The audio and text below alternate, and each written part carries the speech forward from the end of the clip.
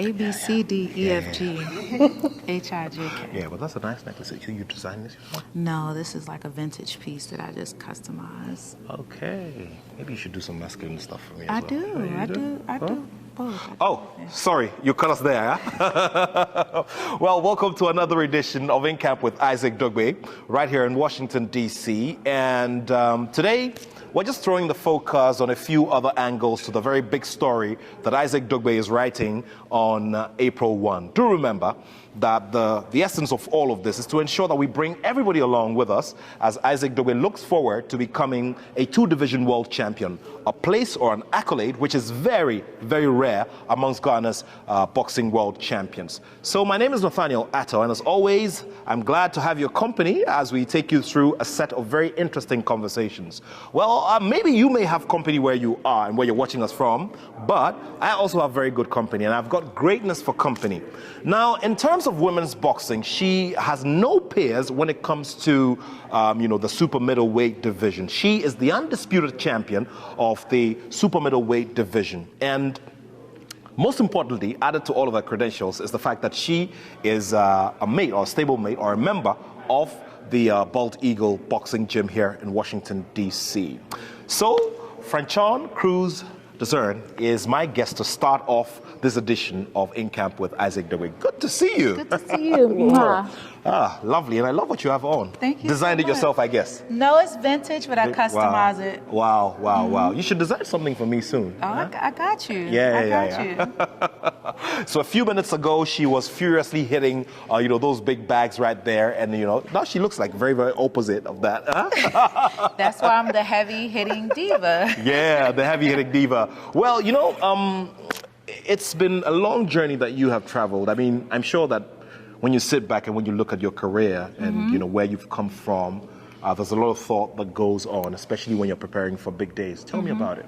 Well, you just have to keep a champion mindset. I love to say that I am a top dog with the underdog mentality. Great.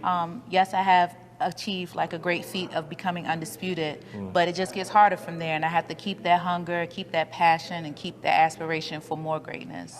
Great. Now, how long have you been here at this gym, like training here? Ooh, I think maybe like 8 to 10 years. Wow. I started my pro career here, and I finished my amateur career here, so it's been a while.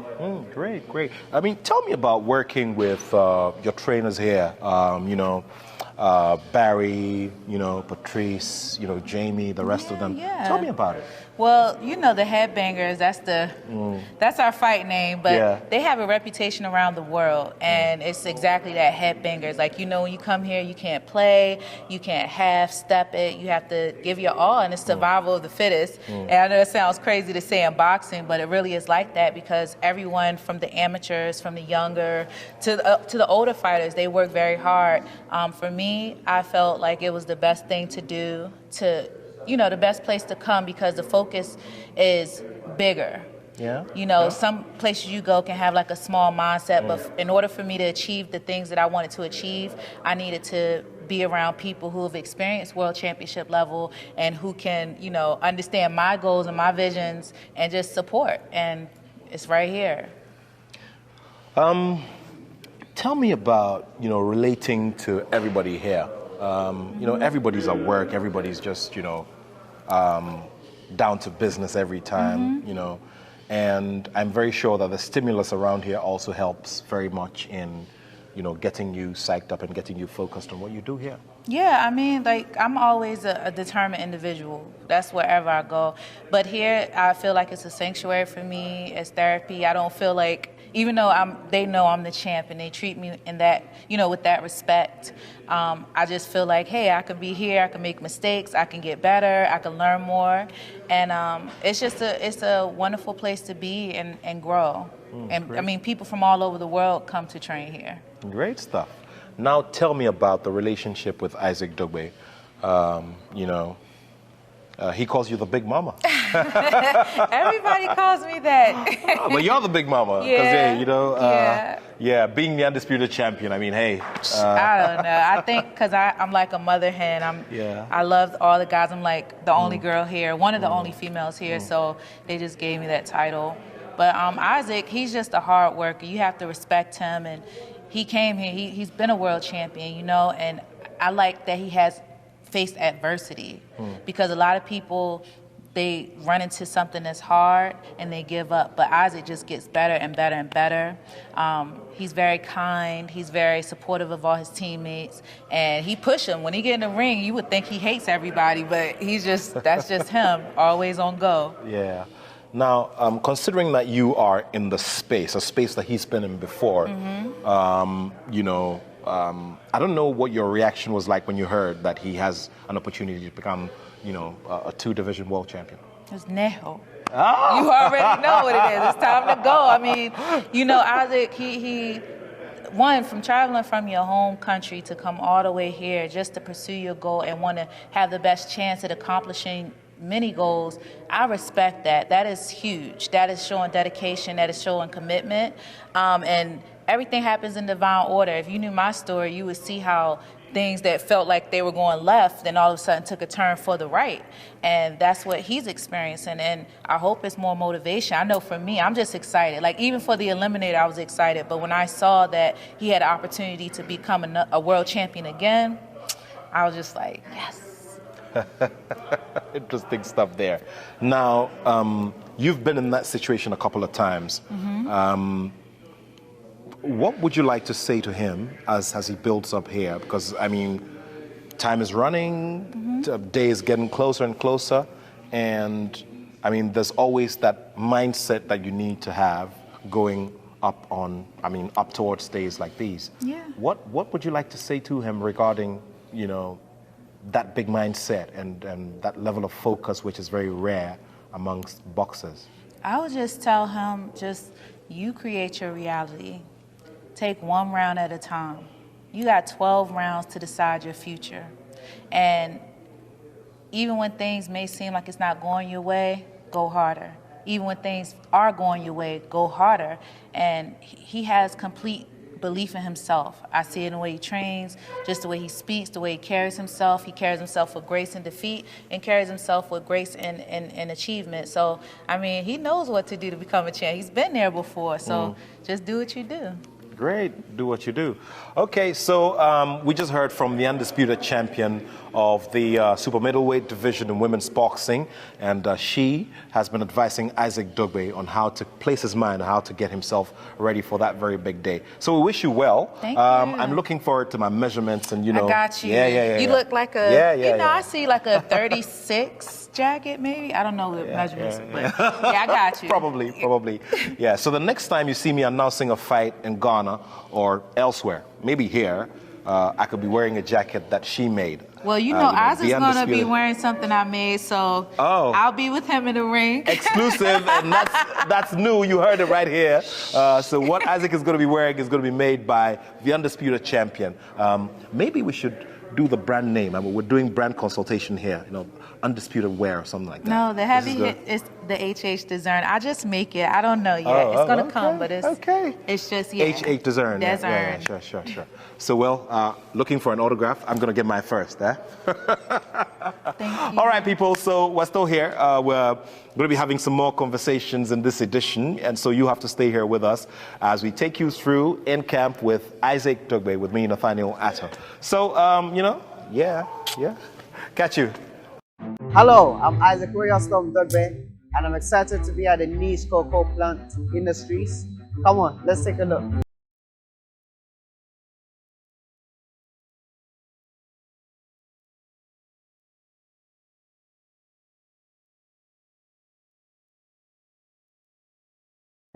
My visit here was exceptional. Getting a tour, visiting Niche, one of the largest private cocoa processing companies in the whole of West Africa. It was worth learning about how the product was being produced and how it's handled from the factory and then to the consumer. Because I believe that this product is really going to make a difference. Strength is essential. Nutrition is essential. You know, that's the reason why we working with Niche Cocoa Industries is very, very important. Well, the setup was amazing. I looked at it and I'm like, oh wow, I've never really witnessed anything of such magnitude here in Ghana before. Ideally, you might think that these things only happens in abroad, but coming here, I saw a lot of things that I wasn't expecting to see by the questions that we're asking and the line manager taking us through about the safety aspects, how the things are produced, and no human contact until everything is done and it's being picked up from the belt to where it has to be clean from, like as a whole package. It was pretty amazing. I think that it's a new dispensation. Niche cocoa industries is now in the heavyweights of companies in West Africa, if not in the world.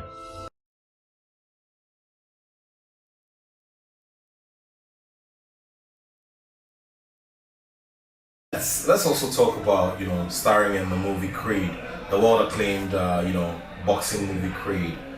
Third installment coming up, you featured in number 2 and number 3. Yeah, yeah. Give us a bit of that experience, that experience of working on set now, taking, a sport that you're so accustomed to, something that's part of your life, now onto another level and onto the silver screens. Well, once again, that was a blessing. Like, these people just called me, out of the blue, because you have a lot of great coaches out here. A lot of people that do what I do, and there's a lot of great ones out here. And just, to pick me out of all those guys, I was honored, man. And, once I, went on the set and, started, because they wanted as much as, real boxing in the movie.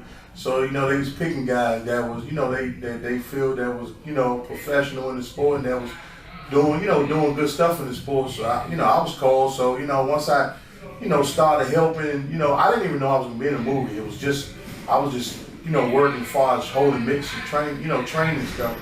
But, he told me one day you're going to be in a movie. And I told him, look, I can't do no acting. But he was like, nah, just do what you do in the gym, the relationship with me and you just treat me like I'm one of your fighters, and that's how, that's how it went. And so, he made it easy for me. So, I was in my element, as far as doing your coaching, doing the mitts and stuff like that. And man, it was beautiful, man. It was just, but I got a newfound respect for actors because they work hard. You got to do all these takes and stuff like that, 15-hour days on the set. So. But I mean, and when you look at it, all that work, and you see it on the screen, it's amazing, man. It's beautiful, man. And part 3 is coming up as well? Yeah, part 3 will be out March 3rd. I guess in all the theaters all around the world. So, yeah, tune in.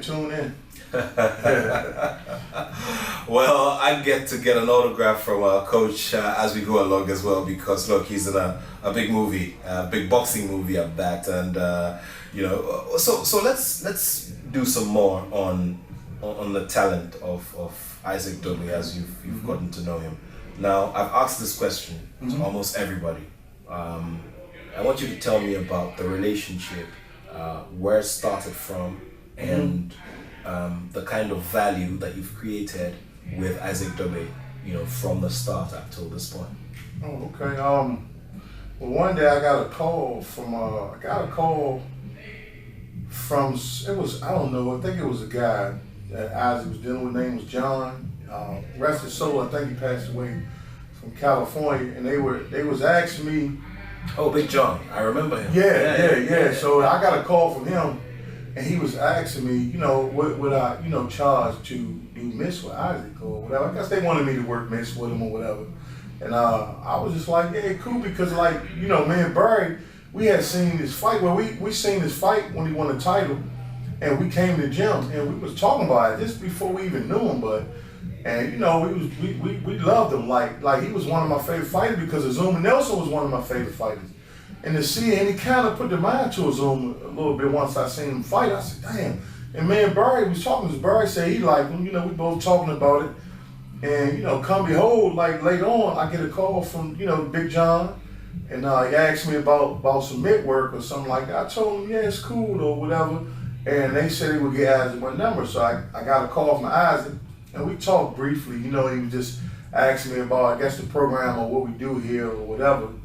So we didn't. So I got another call from Buddy McGirt, the trainer Buddy McGirt, and he was asking me. I told him I had talked to Isaac, so I communicated with Isaac again, and I just told him. I guess he just, I think they wanted me to come out. I guess where they were at in California somewhere, but Isaac ended up calling me back, and I just, when I was talking to him, I told him, "Why don't you just come here for a couple of weeks?" And he came down for a couple of weeks, and he worked with us. And that's when he came down, he fell in love with the gym, and he just said, look, man, I think I want to stay here and train. So I think I spoke with his father a few times and about him, about what he doing, and his father was just like, I guess he was on board with us working with him or whatever. So we was cool. Like I said, Isaac was, at that point he had got, everybody had got, familiar with him, and he was like family, you know what I'm saying? I mean, one of the best little cats I know, man. He's a good dude. Like, energy is, beautiful energy. Work hard, and he gives. And like Coach Burry said, you have to stop him sometimes, because sometimes he can overdo it. He'll keep pushing, but I mean, all in all, he's a good dude. It's like he's a beautiful soul. Good. Just like one of my kids, that's how we all look at him. Like, my kid, my sons, they train together. So, I look at all of them like my sons. They, that's how me and Barry, we both look at them like that. And the rest of the coaches, Coach Jamie and Juice, we all look at them like they our kids. We get on them when they doing, when they not doing what they supposed to do. We on them. But Isaac, man, just a hard worker. And like I said, you just got to stay on him. You know what I'm saying? Because I mean, he'll lose focus at times, but I mean, one of the hardest workers though. He's one of the hardest working fighters in here. Wow. And that's why you see why he was a world champion, because he got that in him. But once he came here and with us, it's like family. It's been like family ever since. Like when we got something coming up, we work hard. Every time we got a fight coming up, we push. We in the gym putting work in. Well, if you just joined us, we're here, bringing you another edition of In Camp with Isaac Dogbe, a special set of episodes that we're bringing you in the build-up to that big world title fight between Isaac the Royal Storm Dogbe and Robeisy Ramirez on April 1. And of course, there are many other angles to this story, but would like to say a very big thank you to Ghana Gas for supporting, this project. Now, Coach, tell me what you and the rest of the team have had to correct about Isaac's craft in the ring. We've seen a certain level of consistency. Since he returned to the ring following his two losses to Navarrete. What have you had to correct in his craft to get him up to this point? Well, just pretty much, we just pretty much, we don't change anything we was doing. We just pretty much add to it. And a lot of things we were getting on him about is just fighting emotional. Like, if you get hit by something, you just don't show that, you want to get back on anything. It's, like I said, it's a plan for that. You know what I'm saying? In boxing, if you get hit, you can't let a man know you hurt or anything. With Isaac, we have to, in the gym, sometimes we have to calm down, because like he can be working and, get hit with something and just kind of lose it. Now you want to fight. Like, boxing, it ain't about fighting. You know what I'm saying? It's about being strategic. You know what I'm saying? Not just losing your head or stuff. So it was just little things like that, calm down, kind of settle him down. But he was always good. We just had to add to it. But I just think after those two losses to Navarrete, he was kind of broken though. You know what I'm saying? But he slowly but surely got everything back in order. And like I said, we still working with him on it. But he's if you watch a few of his last fights, he's doing different things. He's thinking now. Instead of just kind of just rushing out there doing anything. Now he's making things count. Like, instead of throwing mindless punches, he's taking his time. He's placing his shots. Shooting the shots he needed to shoot, instead of just. At first when he came, he was just like, it's just a few things we had to correct. But I mean, overall, I thought his, whoever had him, which was his dad or whatever, I thought he did a great job with him as far as, his skills and things like that. I'm not gonna, we won't take credit for like we showed him everything, but we add to what he was, what he had in him. We just kind of add to it and just try to make him better. Now, the big task ahead. You've seen many of these scenarios where boxers are getting themselves ready for the very big day. What do you make of Isaac's demeanor in these days, especially when, the moment or the day that he's been working towards in the second phase of his career is approaching gradually? I mean, from your end and from your lens, what do you make of his demeanor around here, on a daily basis? His demeanor here is like he's feel at home, and like I said, it's a whole different mindset when we got a date. If we like April 1st coming up, so now we turn up. There's a whole different mindset. We just on work. If we don't have nothing coming, of course we stay in the gym. We always stay in the gym training, but like his mindset is different when the fight coming up. When we got a date like this April 1st fight coming up, the whole day like we get in here earlier. We on time with things and everything we do is high impact. Like in other words, if we didn't have anything coming up, we just kind of come in here and go through the motions, getting your work in. But it's different. Like his whole attitude changed when he come in. He's still friendly, still loving and everything else, but it's just like we pretty much in beast mode. You know what I'm saying? Like we don't go. Like it's just time to go. So that's the attitude that I see different. It's only when the fight date, when the date is coming up, then it's a whole different mindset here. I always like to look at the other camp and what they're also bringing into this bout. Mm-hmm. On the other side, Robeisy is a man who's looking for this for the very first time. Mm-hmm. Isaac has been there before.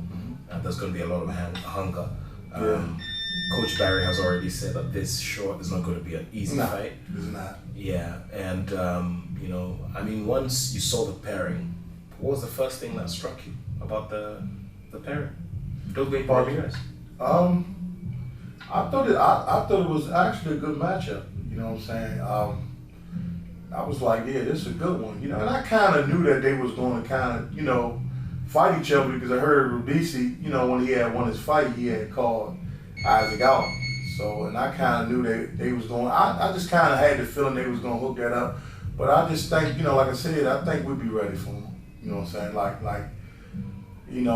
I hope they don't think it's sweet. You know what I'm saying? I hope they don't think it's going to be an easy fight because it's not. We already know, we already got that mindset. That's why we work the way we work because we know how the fight going to be. So we prepared for whatever. You know what I'm saying? And that's pretty much what it is. We did, the matchup though, I love the matchup. You know what I'm saying? I love it. And it's gonna be fireworks. Let's talk about days of difficulty and days when things go smooth.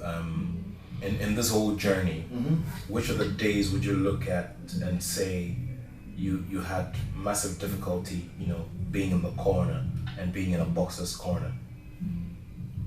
When they dealing with stuff outside the ring, like things they deal with outside and it mess with their mental, and you kind of see that, their energy is not the same, and that's, and especially with Isaac, that's the only thing that, that we have here. We never had an issue with him about training and things like that. It's just sometimes he might have some outside distractions. And we know the fighters when they come in here. Like we know what type of energy they have. We know if it's something on their mind. We know if they're dealing with anything. We've been around long enough now to know. And so we just so we know. So we pretty much pull them in the office and kind of try to pull it out. Trying to get them to vent to us so they can we can kind of like see what we can do to help. And. Yeah, that's things that be difficult, like, with fighters sometimes. It be the outside distractions, especially with Isaac. With him, like I said, he don't have no problems in the gym. It's just like I said, outside things that he deal with, And sometimes it be bad days when he come in here like that. You know, like he might come in here and if he spawn, you know, you'll see something different in him. And then, you know, if he come in here having a good day, you know he's, you know, like I say, he's good and his mental state is good. And yeah. Let's also, you know, take a look at the journey after COVID, all of these fights that he had and all of these wins. Which of them would you say impressed you the most, and what would be the reason? I think his last fight impressed me the most because what's the guy name for Joet? Was it Joet? Joet Gonzalez. Yeah. Yeah. So I think that fight impressed me more than anything because, you know, Isaac was, you know, he was doing good in the beginning, but it seemed like he started going downhill. And when those championship rounds, the last rounds came, he picked it back up. He kind of dug deep down, and because he was falling behind, and he had to pull, you know, to pull himself back up. And you know, like I said, you know, Coach Berry told him, you know, during the rounds, telling him, you know, like, come on, man, we got to pick it up, you know, like. And I think he listened, man. He came back to life, and he kind of, because the fight was it was close. It was a close fight, you know. And Joet's a tough fighter, man. Like, he's a tough fighter. And that fight, yeah, I knew that was going to be a tough fight. But Isaac, you know, he bit down in the last rounds, and he won. And he won the fight. That's what got him the fight. Wow. I see. So, in all of this, what are the elements you'd want him to take into this fight against Ramirez? Just stay sharp and just, you know, make sure your energy is good. You know, keep the same energy from the beginning to the end. You know, because a lot of times, I don't know what it is. I don't know if it's a mental thing. Because sometimes Isaac go here and he'll go here, then he back up. You know, so you know, and we, you know, that's what a lot of times we try to work on in here because we watch the fights and stuff like that, and we kind of watch, you know, look at the tape and we see what we see with the bad, you know, the bad positive fight, and that's the thing we work on because, I mean, it's like each fight he get better and better. So, you know, we definitely been seeing that from I think the last 3 or 4 fights he had since he been working with us, and we see he get better and better on different things.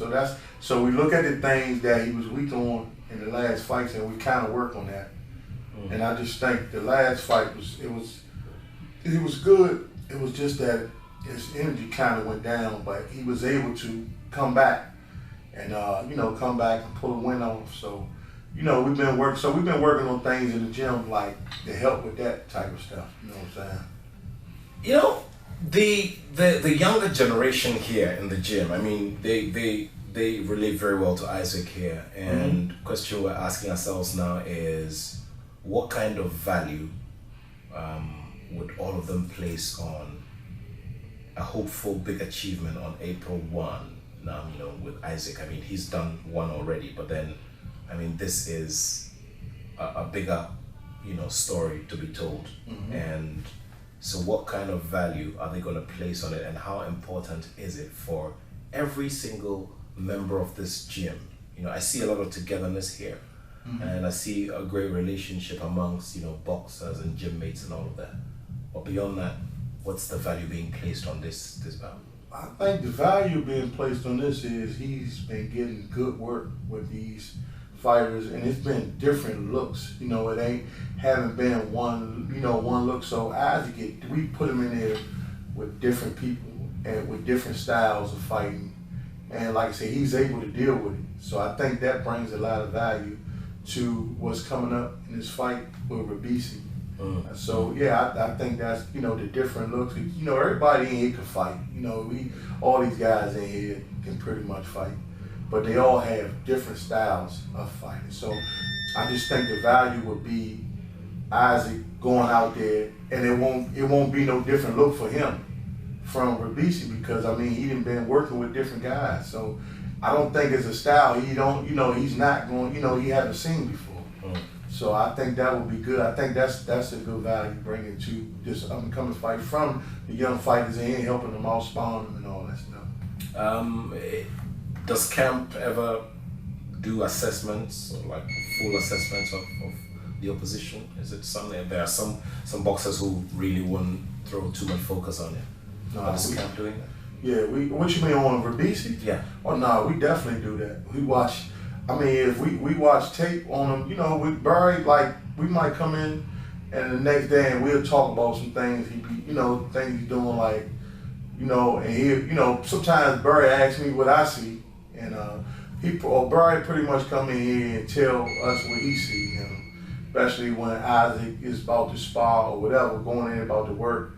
And sometimes that I work with him on things on the myths that if we look at we look at Isaac, we assess him also, you know, during his fight. Like I was telling you, some things we see that you know, the weaknesses we see from the last fight, we kind of go over that too, and we work on those things. And then we'll look at the guy who he's fighting, and we definitely watch tape on him, and we'll let Isaac know things he do, you know, things to watch out for, and you know, stuff like that. Great. So we definitely do that. Great stuff. Now, what kind of win are we looking at? You know, on April 1, what we wish for, what we hope for. Oh, we wish for the knockout. We definitely would like that, but we're not going to look for the knockout. If it comes, it comes, but we're going to win. You know what I'm saying? Like, that's the strategy, is to win. You know, any way we can. But like I said, we would love the knockout if we can get it, but we're not going to look for that knockout. We're going to fight smart, and we're going to win. Coach, thank you so much. It's been wonderful, you know, sharing your time here. So there it is, wrapping up the conversations for today's edition of In Camp with Isaac Dogbe here in the Headbangers Gym in Washington, D.C. There's still more to do as we look ahead to this one. Thank you so much for watching, and thanks to Ghana Gas for the massive support for this project. I'll be back with another edition. You stay well, and my name is Nathaniel Attoh, and I have love for sport.